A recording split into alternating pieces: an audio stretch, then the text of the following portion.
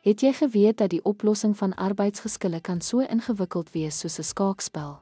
Vandag gaan ons 3 sleutelmetodes ondersoek: versoening, bemiddeling en arbitrasie. Elkeen bied unieke strategieë om konflikte effektief te navigeer. Versoening behels dat 'n KVPA-kommissaris partye help om 'n wederwysige ooreenkoms te bereik sonder om die uitkoms te bepaal. Bemiddeling is soortgelyk, maar behels gewoonlik 'n meer aktiewe voorstel van skikkingsterme deur die bemiddelaar. Arbitrasie is 'n formele proses waar die arbiter bewyse en argumente aanhoor voordat hy 'n bindende besluit neem. Die vlak van formaliteit en die gesag om bindende besluite te neem, onderskei hierdie prosesse.